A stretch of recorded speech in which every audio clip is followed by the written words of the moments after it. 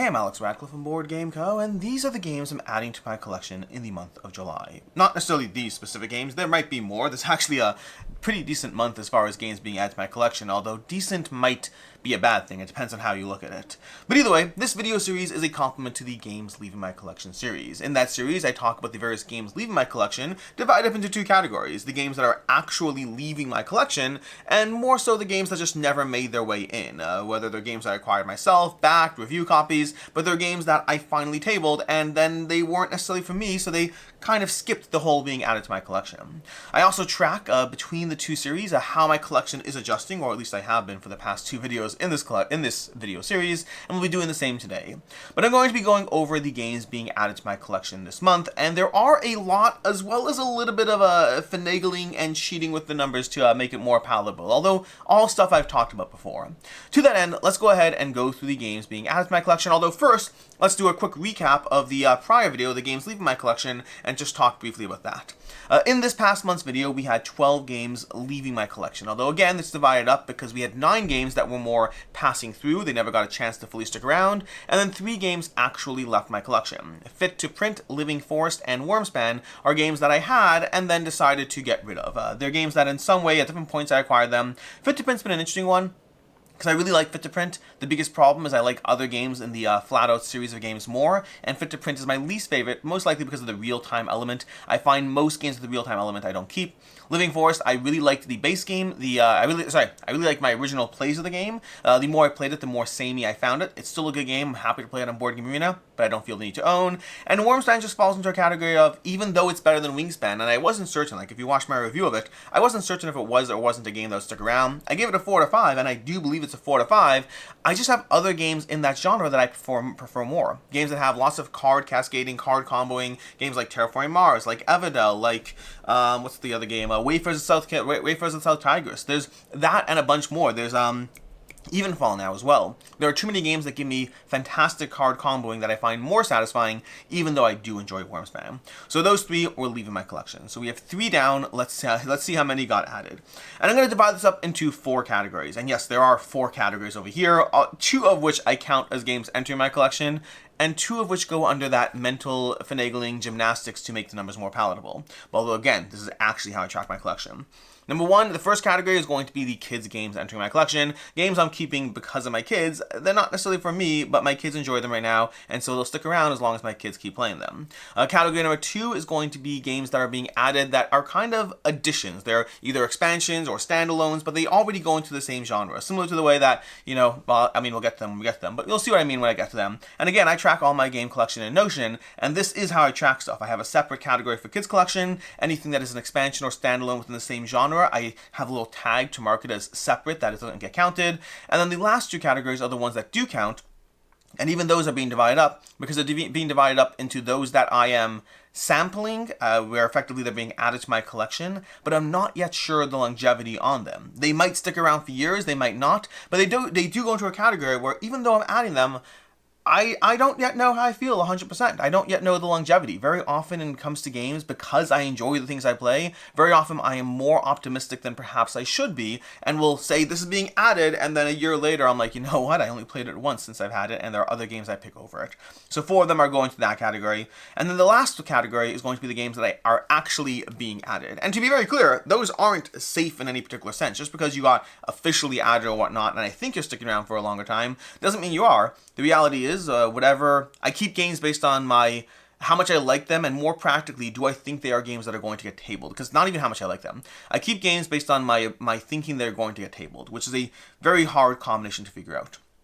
But with that, let's go through the games, starting off with the 4 kids games being added. And again, I don't count these against my numbers, but we have Moose Match Mayhem, Wild Wild Taco, Taco Cat Goat Cheese Pizza, and Steal the Bacon. These are all 4 games from, I don't remember the name of the company, but the company that does Taco Cat Goat Cheese Pizza. They've been very successful with that game, and they've had a bunch of follow-ups come out. I've tried a bunch of them. Some I've tried and I don't actually feel the need to own. Like they have a 800-pound gorilla one that I didn't particularly enjoy. But the other 4 are games that I do enjoy, and I do enjoy specifically playing with my kids. I don't know if they're games I would pull out with my gamer group, maybe as a filler game here and there, but more practically, they are games that I enjoy playing because my kids enjoy the chaos, the frenetic mayhem, and they're just a good time. But they're very specifically for my kids collection category. And they're all 4 tiny little box games. For right now, we have all 4. I don't know if all of them will stay. I can see Wild Wild Taco in particular being the most likely to leave, but from the rest of them, I think Moose Match Mayhem, Taco Cat Goat Cheese Pizza, and Steal a Bacon. And I'm kind of spoiling the lead on this because I actually have a review for these coming out soon, so you already know most of the information. But those are being all added to my collection. Anyways, from there we have the 2 games that are being added, but they're kind of being added to a set, if that makes sense. And a good example of that would be 20 Strong Tanglewoods over here. And in general, by the way, this whole series is based on games I played in June. If the first time I played it was in June, that's when I kind of track how they're doing. That does mean sometimes you'll see prototypes in here, games that don't otherwise exist, but based on how the experience went, I'm adding it. And in the case of 20 Strong Tanglewoods, it is a good addition to the 20 Strong line of games. And so it's an easy conversation for me, easy decision for me that this particular game is being added to my collection, almost certainly white and gold as well. But again, that just goes under the umbrella of 20 Strong. I don't count it as a separate title, but for the sake of, I guess, the knowledge that I played it, I'm choosing to keep it. Because not everything in a new series will I keep, so it's still relevant information, but it still counts as 20 Strong in my collection. Then we also have over here, we have On Tour Paris and New York. That's going to be the other one in this category, where it's I already have On Tour. These are effectively new maps for On Tour. There is an interesting conversation around at what point do you count it as adding. Like if I have 20 Ticket to Rides, is that one game? The practical reality is in my collection it probably would be counted as one game just because of the way I track things. I mean, I'd still have individual listings for them, but they have a little tag where I eliminate them from my category. A good example of where this is relevant is if I'm giving my top 100 games of all time, I do not put multiple Ticket to Rides in there. A good example is Zombicide. When it comes to Zombicide, I pick my best Zombicide and I put that as the game in my top 100. I don't need 3 Zombicides in my top 100, and similarly, I don't count it as 3 Zombicides in my collection. Although, given the fact that I have, I think for my collection, I actually do count it as Marvel Undeceased is 1, and then Zombicide, all the medieval ones are another. So I think I actually do in my collection. So it's not entirely consistent, but yeah, 2 more maps for On Tour. I like On Tour. It's a lighter, simpler game. I always wonder if On Tour is safe in my collection. I don't know for sure. Like I give it a 3.5. I think I originally gave On Tour a 4. I have moved it down to a 3.5, the original one. This one I just gave it 3.5 out the bat. It's a game system that I enjoy. I like it. I think it's very accessible. I've had it in my collection for years now, and it's one that I think is worth playing. So that's going to be On Tour over here. Anyways, from there, we move to the bunch of games that are going to be actually added to my collection. Actually is a relative term, but meaning they're being added. You'll see. You'll talk about it. We'll talk about it. So the games that are actually being added to my collection, seven new games for you. Number 1, and again, the first 4 are going to be that category where I'm putting them in for now. I'm not certain about the longevity. I'm not. If they end up leaving the collection in 4 months, that just means I experiment, I toy with things, I put them on the shelf, I see if they get tabled. Sometimes I put a game on the shelf to figure out how it's going to do. It is always tricky because I'm always mindful of being like, I added this to my collection, and then 3 months later, and it's gone. Part of that is the process. Part of that is I enjoy Switchbacks. Switchbacks can be one of them, by the way, so let's start with that. I enjoy Switchbacks from All Play. I think it's a fine game. It gives you a fun little puzzle of trying to score trails. It teaches really quickly. It plays really quickly. It's an excellent filler game. I can have a bunch of these in my collection, but ultimately at certain points, I will look at them and say, that one's just not getting played, even though I like it. So over time, these and their ability to get played determine how well they stay, but Switchbacks is one of those games. Similarly, Mindspace is another All Play game. It's another roll and write polyomino game from All Play. Same basic concept. Falls into the same vein as a game like Cartographers. I think it's a little bit more accessible. I think Mindspace is easy to table, very fun. I think I need to log some plays of it. And in general, when I log my plays, I don't log everything. I always forget to log things, and I believe I have a few plays of Mindspace that I have not logged, so I need to go ahead and do that. But that's going to be Mindspace. Mindspace is going to be number 2. We also have Charcuterie. Charcuterie from 3WS Games is a very charming game that, the interesting thing about Charcuterie is I played Charcuterie, I enjoyed Charcuterie. In my review, I mentioned I compared it to Waffle Time from AEG, which I liked Waffle Time, but I also haven't played Waffle Time in a long time, and it made me want to pull out Waffle Time and play it. And I did, and I was like, you know what? I think I like Waffle Time more than I thought I did. Like, meaning I enjoy Waffle Time. I believe I give it a 3 out of 5, which isn't the best. It's an okay score. It's not the best score. And I think I'm bumping Waffle Time up to easily a 3.5 out of 5. It is a charming theme. It's very accessible, very gateway friendly. The idea of trying to create a little waffle and put the various toppings and score things in certain rows, very, very fun and accessible game. And I think Charcuterie reminded me of it, and so it falls into the same vein for me, the same kind of space of something that is very gateway friendly, has a lot of charm to it, isn't necessarily the best mechanics wise as far as what it's trying to do compared to other games in the system, but still very, very satisfying. So that's going to be Charcuterie. I believe I am holding on to Charcuterie for at least right now to see how it goes, because the fact that I'm still playing Waffle Time after so long and enjoying it and happy that I own it does mean Charcuterie has a decent chance of sticking around. But it's a 3.5. Anything that's a 3.5 is a little bit more uncertain as far as where it'll be for me. And then lastly, we have Nunatak Temple of Ice, lastly in the maybes category. Nunatak Temple of Ice, I did a review for this one. In my review, I specifically said, like, I want to hold on to it for now, but I don't know if it's good for, like, 7 plays or if it's good for 27 plays, and that's a very big difference. But Nunatak does have a charm to it as you build up your Temple of Ice. Very charming, very accessible, very easy to teach, excellent player aids, absolutely amazing player aids, and it's got enough variability to the thing you're trying to do that I enjoy it. It also reminds me a lot, in the terms of the way you score, it reminds me a lot of, I'm going to forget this one. It's the bidding game. It's a bidding with chips. Oh my gosh. There's a Viking-ish themed game where you're bidding with, you have, it reminds me of a different game that I can't remember, that I really enjoyed, that has, you have all these, the highest chip is a 25. I forget it. Either way, that game was a game that I had in my collection for like 2 years before I, felt I had played it out and moved on from it. I think Nunatak is almost certainly in the same space. What I don't know is it here for 3 months, 6 months, a year, 2 years? I don't know that. But I would be surprised if Nunatak was here forever. I do not think it's a forever game. I think it's a, let's go ahead and experience it and enjoy it, see where it's at, and then eventually move on from it. In general, by the way, that is the way I approach this hobby. I think there are games that I love and want to play again and again and again and have in my collection for 10 years and all that. I do have those.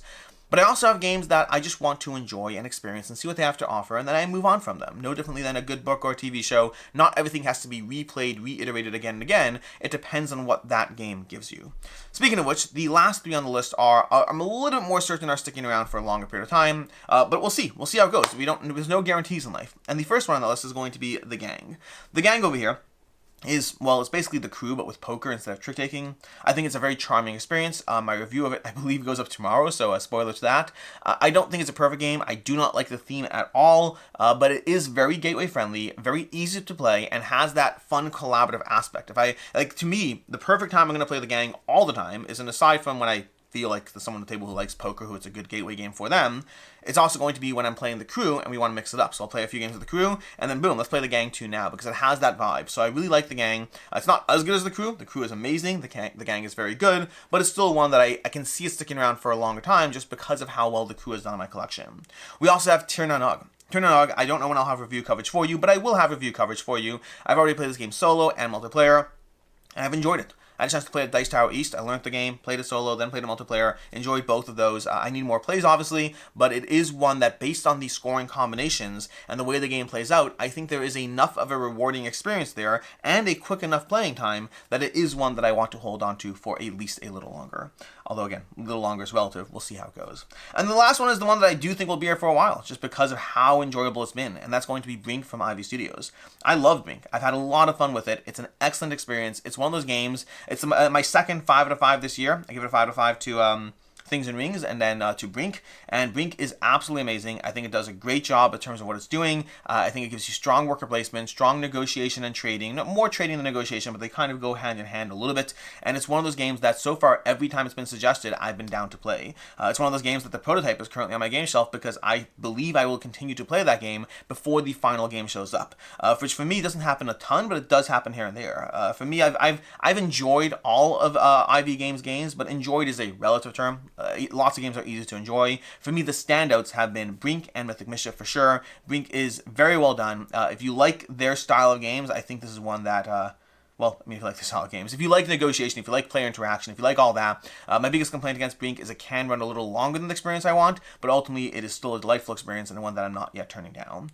And so there we have. There we have 7 games that are being added to my collection. If we play with my little mental math and gymnastics, we have 7 games that are being added to my collection, which means my collection size previously, if you've been tracking, or I've been tracking, over the past 2 months, previously it was up 2, I believe it was. So at this point, that means we are currently up, we were up 7 and we're down 3. So we left 3 games left in July, and 7 games are being added, which is a +4. So we're going to add that +4 to the +2, and that means we're currently up 6 games in my collection over the last 3 months.